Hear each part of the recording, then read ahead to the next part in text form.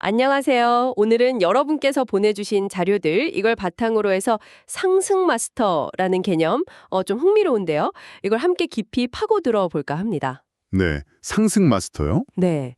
그러니까 우리 인간의 보통 의식 수준을 넘어선 존재들이 우리를 돕기 위해 있다. 뭐 이런 생각인데, 혹시 들어보셨어요? 아, 네, 들어봤죠. 영성 쪽에선 꽤 알려진 개념인데 사실 해석은 좀 분분하긴 해요. 그렇죠. 오늘 저희가 볼 자료들도 바로 이 상승 마스터가 누구인지, 또 우리랑 어떻게 소통하는지, 그리고 그 가르침이 왜 우리 개인이나, 뭐랄까, 사회 전체 의식 성장에 중요할 수 있는지, 이런 걸 다루고 있더라고요. 네, 조금 복잡하게 들릴 수도 있는데 저희가 핵심 아이디어들을 좀 명확하게 풀어보려고 합니다. 좋습니다. 자, 그럼 한번 자세히 들여다볼까요? 네, 일단 이 자료들에서 상승 마스터를 정의하는 방식이 흥미로운데요. 단순히 인간의식을 초월한 존재, 여기서 그치는 게 아니에요. 아, 그런가요? 어떻게 다른데요? 우리 인간 역시 그들과 같은 수준, 같은 의식 상태에 도달하도록 돕는데 아주 헌신적인 존재다. 이렇게 설명하거든요. 아하, 그냥 높은 데 있는 게 아니라 적극적으로 돕고자 한다, 이런 뉘앙스군요. 맞습니다. 뭔가 목적의식이 있다는 거죠. 자료를 보니까 그 주된 목적이 우리가 이 힘들고 고단한 현실, 이 지구라는 행성에 왜 태어났는지 그 근본 이유와 다시 연결되도록 돕는 거라고 나와 있어요. 네, 그걸 위해서 여러 가르침이나 영적인 도구들 같은 걸 제공한다고 하고요. 근데 여기서 자료가 좀 재밌는 지적을 해요. 그들이 워낙 우리보다 훨씬 높은 의식 상태에 있다 보니까 우리가 지금 가진 생각의 틀 있잖아요. 네네. 이걸로 그들을 완전히 이해하려고 드는 것 자체가 오히려 우리 성장을 방해할 수도 있다. 뭐 이런 이야기예요. 아, 그렇죠. 일종의 인식의 한계를 인정해야 한다는 거겠죠. 우리 현재 수준으로는 그들의 존재 방식이나 관점을 온전히 파악하기 어렵다는 것. 네. 그럼에도 자료는 또 보편적인 설명을 시도해요. 그들은 지구상 모든 인류를 위한 영적인 스승이다. 그리고 우리 개인, 더 나아가 인류 전체의 집단의식을 지금보다 더 높은 차원으로 끌어올리는 임무를 스스로 맡았다. 이렇게요. 와, 스스로 맞닿다. 근데 이게 말처럼 쉬운 일은 아닐 텐데요. 사람마다 생각도 다르고 의식 수준도 정말 천차만별이잖아요. 그렇죠. 바로 그 점 때문에 상승 마스터들의 활동 방식이 좀 달라진다고 해요. 모든 사람에게 똑같이 접근하는 게 아니라는 거죠. 아, 어떻게 다른데요? 각자의 의식 수준, 그러니까 받아들일 준비가 된 정도에 맞춰서 다른 방식으로 도움을 준다는 거예요. 그래서 사람들을 크게 두 그룹으로 나눠볼 수 있다고 설명하더라고요. 두 그룹이요? 네, 첫 번째는 대다수의 사람들인데 이들은 아직 상승 마스터의 존재를 뭐랄까 의식적으로 받아들일 준비가 안 된 상태라고 보고요. 아직은 때가 아니다 이런 느낌인가요? 네, 그렇죠. 두 번째 그룹은 소수지만 상승 마스터 개념을 이제 접하고 이걸 자신의 영적 성장을 위한 다음 단계로 받아들이는 사람들인 거죠. 아하. 여기서 중요한 건 메시지 자체가 아니라 듣는 사람의 수용성. 이게 마스터들의 접근 방식을 결정한다는 거예요. 아, 듣는 사람의 준비 상태에 따라 소풍 방식이 달라진다. 흥미롭네요. 그래서 역사적으로 보면 상승 마스터들은 오랫동안 지구와 함께 일해왔지만 대부분은 자신을 드러내지 않았다고 해요. 익명으로 활동했다는 거죠. 네, 직접 나서기보다는 뭐 영적인 통찰이나 실용적인 아이디어들, 예를 들면 새로운 발명, 기술, 예술, 문화 이런 것들을 통해서 간접적으로 사람들의 의식을 높이려 했다는 겁니다. 아, 그리고 그 결과가 바로 우리가 역사 속에서 보는 집단 의식의 점진적인 상승으로 나타났다는 분석인 거죠. 예를 들면 어떤 것들이 있을까요? 민주주의의 발전이라던가 노예제 폐지, 또 여성 인권 신장 같은 아주 거대한 변화들 있잖아요. 네네. 이런 변화들이 항상 소수의 사람들이 먼저 새로운 아이디어를 받아들이고 그게 점차 퍼져나가면서 사회 전체의 의식의 전환점, 그러니까 패러다임 시프트를 가져오는 방식으로 이루어졌다는 설명이에요. 아, 개인의 변화가 모여서 집단의 변화를 이끄는 거군요. 맞습니다. 그렇게 집단 의식이 어느 정도 수준까지 올라오면서 이제는 상승 마스터들도 좀 더 공개적으로 활동하기 시작했다는 거예요. 공개적으로요? 어떤 방식으로요? 책이나 인터넷 같은 매체를 통해서 자신들의 존재를 알리기 시작했다는 거죠.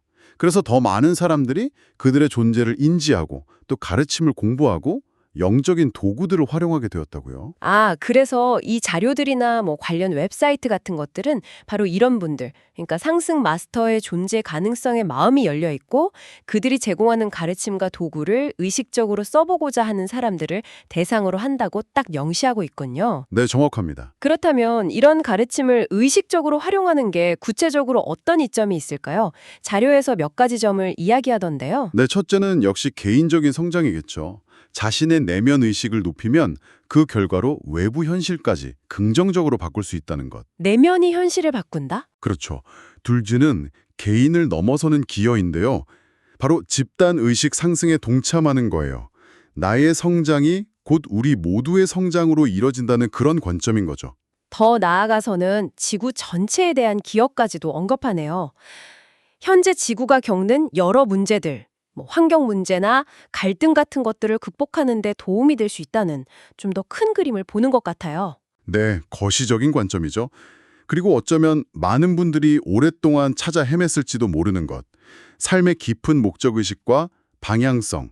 이걸 발견하는 데에도 이 가르침이 도움이 될 수 있다고 해요. 목적의식과 방향성, 중요하죠. 근데 여기서 자료가 아주 중요하게 강조하는 지점이 있습니다. 이 가르침이 나한테 정말 맞는지 도움이 될지는 오직 나 자신의 내면, 즉 직관을 통해서만 알 수 있다는 거예요. 아, 다른 사람 말이나 외부 권위가 아니라요. 네, 가르침을 접하거나 도구를 사용해 볼 때 내 가심 깊은 곳에서 어떤 울림이나 느낌이 있는지 그걸 스스로 판단해야 한다는 거죠. 만약 이런 가르침에 마음이 끌린다면 이미 어느 정도 내면의 목소리에 귀 기울이는 능력이 발달했을 가능성이 높다 이렇게 덧붙이기도 하고요. 결국 선택의 열쇠는 내 안에 있다. 이 말이군요. 좋습니다. 그렇다면 상승 마스터들은 구체적으로 어떻게 가르침을 직접 전달하는 걸까요? 구술, 딕테이션이라는 방식이 나오던데요. 네, 그 구술이라는 방식, 100년 이상 여러 메신저들을 통해 공개적으로 직접적인 가르침을 전달해 왔다고 하는데요. 이 직접적인 가르침이라는 표현에 두 가지 중요한 의미가 있어요. 어떤 의미인가요? 첫째는 이 가르침의 근원이 상승 마스터에게 있다는 걸 명확히 한다는 거예요.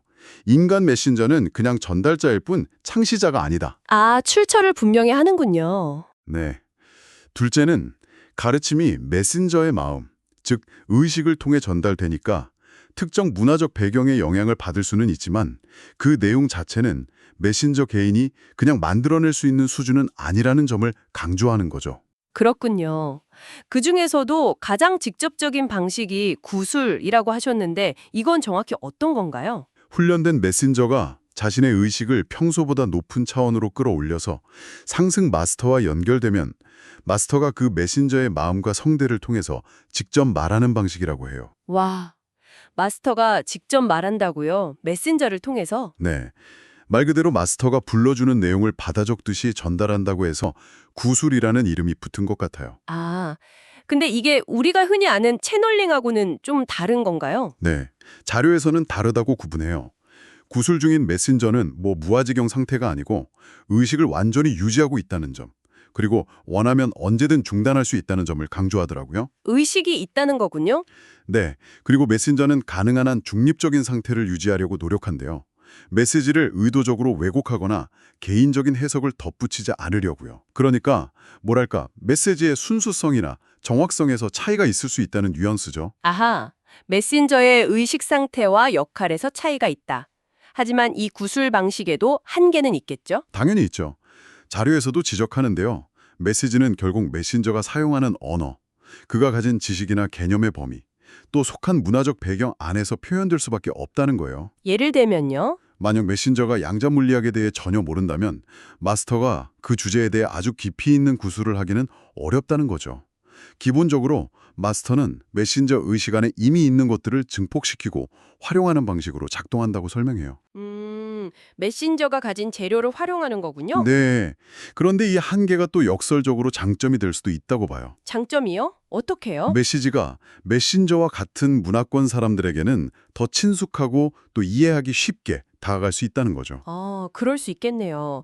그래서 중요한 결론은 어떤 특정한 메신저나 조직 하나가 상승 마스터들이 전하고자 하는 모든 가르침을 독점적으로 가져올 수는 없다는 거예요. 상승 마스터 가르침에 대한 소유권이나 독점권은 누구에게도 없다. 이 점을 분명히 하고 있어요. 다양한 통로로 다양한 측면의 지혜가 전달될 수 있다. 이런 의미로 들리네요. 자, 그렇다면 이 상승 마스터라는 존재들이 우리에게 궁극적으로 어떤 가치를 제공할 수 있을까요? 자료에서 그 핵심 가치를 아주 명확하게 제시하던데요. 네, 맞습니다. 바로 그들이 우리보다 현저히 높은 의식 상태에 도달했다는 사실, 그리고 더 중요하게는 우리도 그렇게 될 수 있다는 잠재력을 보여준다는 거죠. 우리 안에 잠재력. 네, 그들은 모든 인간적인 이기심, 개인적인 견해, 편견, 두려움, 그리고 우리가 세상을 볼 때 갖는 여러 환상들을 초월한 상태라고 묘사돼요. 특정 종교나 정치 체제, 국적, 무화 같은 지상의 어떤 권위나 조직에도 얽매이지 않고요. 정말 자유로운 존재네요. 그렇죠. 배경과 상관없이 모든 인간을 돕고자 하는 순수한 의도를 가졌지만 도움을 받을지 말지는 전적으로 그 사람의 열린 마음에 달렸다. 이렇게 덧붙이죠. 그리고 그들이 우리와는 전혀 다른 훨씬 확장된 관점에서 세상을 본다는 사실 자체가 우리에게 큰 선물이 될 수 있다고 해요. 네, 그 확장된 관점이 크게 세 가지 중요한 가능성을 우리에게 보여준다고 하는데요. 세 가지요? 어떤 것들이죠? 첫째, 우리가 보통 정상적인 인간 의식이라고 여기는 것 너머에 훨씬 더 광활한 의식 상태가 실제로 존재한다는 걸 알려준다는 거예요. 우리가 갇혀 있다고 생각하는 정신적 상자, 그 밖에 무언가가 있다는 거죠. 상자 밖의 세상이 있다. 그렇죠. 둘째는 우리처럼 자기 인식을 가진 존재가 실제로 그 정상의 한계를 넘어서 상승 마스터 같은 더 높은 의식 상태에 도달하는 것이 가능하다는 점을 보여줘요.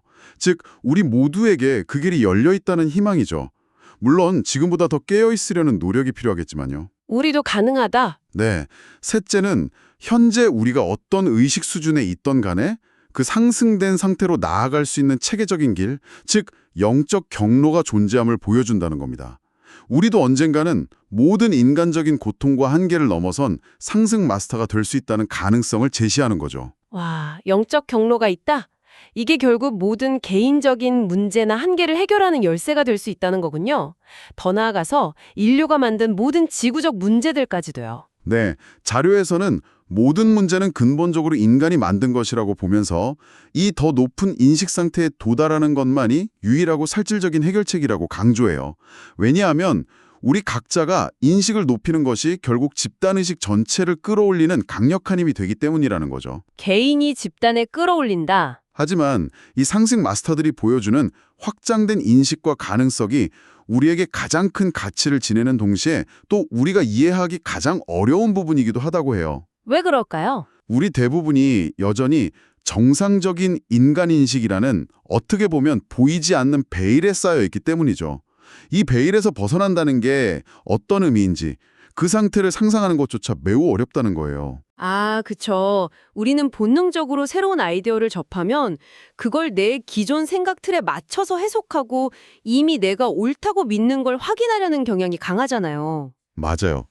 바로 그 점을 지적하기 위해 자료에서 아주 유명한 비유를 들어요. 플라톤의 동굴 비유 아시죠? 네, 그럼요. 동굴 벽에 비친 그림자만 보고 그게 전부라고 믿는 사람들 이야기. 네. 자료는 우리 역시 비슷하게 제한된 인식의 동굴 안에서 살아가고 있을 수 있다고 말하는 거죠. 뼈아픈 지적이네요. 네. 사람들은 역사적으로 어떤 아이디어나 가르침을 접하든 그게 종교든 철학이든 정치 이념이든 영적 가르침이든 결국 자기가 이미 가진 믿음이나 편견을 정당화하는 데 쓰려는 경향이 있다는 아주 날카로운 지적이에요. 상승 마스터의 가르침조차 이런 식으로 소비될 수 있지만 만약 그렇게 한다면 결코 현재의 의식 상태, 즉 동굴 안에서 벗어날 수 없다고 경고하죠. 그럼 우리는 여기서 중요한 갈림길에 서게 되는 거네요. 이 가르침을 접했을 때 이걸 그냥 내 정신적 상자 안으로 끌어들여서 기존 생각에 끼워 맞출 것인가? 아니면 좀 불편하더라도 그 가르침을 도구 삼아서 내 안의 환상이나 고정관념에 점진적으로 도전하고 그 상자 자체를 넓혀나갈 것인가, 이 질문에 어떻게 답하느냐가 정말 중요하다고 자료는 말하는 것 같아요. 어떤 길을 선택하느냐에 따라 결과가 달라지겠군요. 네, 전자의 길, 그러니까 그냥 기존 틀에 맞추는 길을 택하면 의식 수준의 실질적인 도약은 기대하기 어렵다고 단언해요. 하지만 후자의 길, 즉 끊임없이 자신의 틀에 도전하고 확장해 나가는 길을 선택한다면 점진적으로 그 정신적 상자가 옅어지고 마침내 사라져서? 플라톤의 동굴 밖으로 걸어 나와서 상승 마스터들이 세상을 보는 것과 같은 더 넓고 자유로운 시야를 갖게 될 것이다. 이렇게 이야기합니다. 와, 동굴 밖으로 나간다. 그리고 이 자료들이나 관련 웨브사이트의 궁극적인 목적이 바로 우리가 그 더 높은 인식 상태로 이어지는 영적 경로를 발견하고 걸어가도록 돕는 것이라고 밝히고 있군요. 네, 모든 정보와 도구들이 다 이 경로, 그리고 그 과정의 여러 단계들을 이해시키는 데 초점이 맞춰져 있다는 거죠. 하지만 최종적으로 이 가르침을 어떻게 받아들이고 활용할지는 전적으로 우리 자신의 자유의지에 달려 있다고 거듭 강조해요. 아, 강요가 아니군요. 네, 상승 마스터들은 개인의 선택을 궁극적으로 존중하기 때문이죠. 어디까지나 초대의 형태인 셈이에요.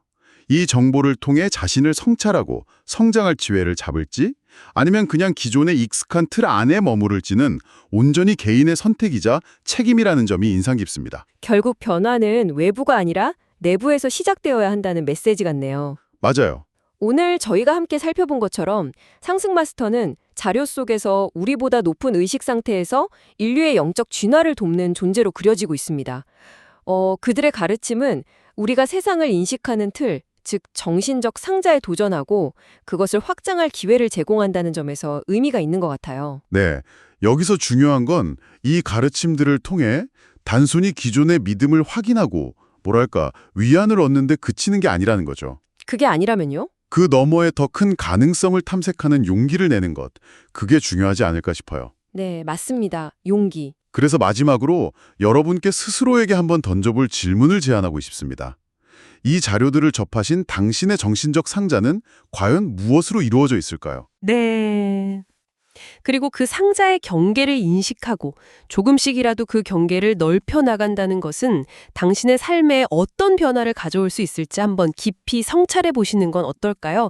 이 질문에 대한 답은 다른 누구도 아닌 오직 당신의 내면에서만 찾을 수 있을 겁니다. 네, 정말 의미 있는 질문인 것 같습니다.